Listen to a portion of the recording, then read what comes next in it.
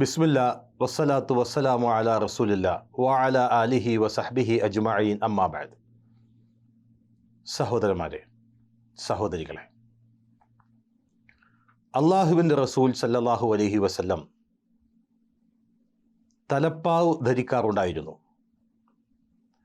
ജാബിർ റളിയല്ലാഹു അൻഹു നിവേദനം ചെയ്യുന്ന സ്വഹീഹായ ഹദീസിൽ കാണാം, ഒരു കറുത്ത തലപ്പാവ് അണിഞ്ഞുകൊണ്ടായിരുന്നു നബി സല്ലല്ലാഹു അലൈഹി വസല്ലം മക്ക വിജയ ദിവസം മക്കയിൽ പ്രവേശിച്ചത്. അതുപോലെ അംർ ഇബ്നു ഹുറൈസിൽ നിന്ന് ഉദ്ധരിക്കുന്ന ഹദീസിൽ കാണാം, നബി സല്ലല്ലാഹു അലൈഹി വസല്ലം മിമ്പറിൽ നിന്ന് ജനങ്ങളോട് പ്രസംഗിക്കവേ ഒരു കറുത്ത തലപ്പാവ് അണിഞ്ഞിരുന്നുവെന്നാണ്.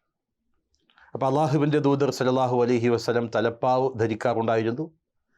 കറുത്ത നിറത്തിലുള്ള തലപ്പാവും ധരിച്ചിരുന്നു.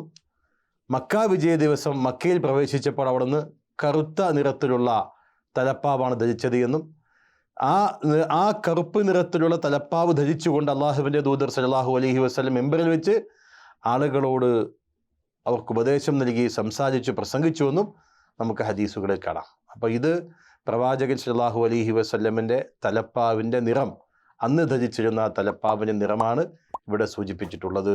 അള്ളാഹു അനുഗ്രഹിക്കുമാറാകട്ടെ. അൽഹംദുലില്ലാഹി റബ്ബിൽ ആലമീൻ. അസ്സലാമു അലൈക്കും വറഹ്മത്തുള്ളാഹി വബറകാതുഹു.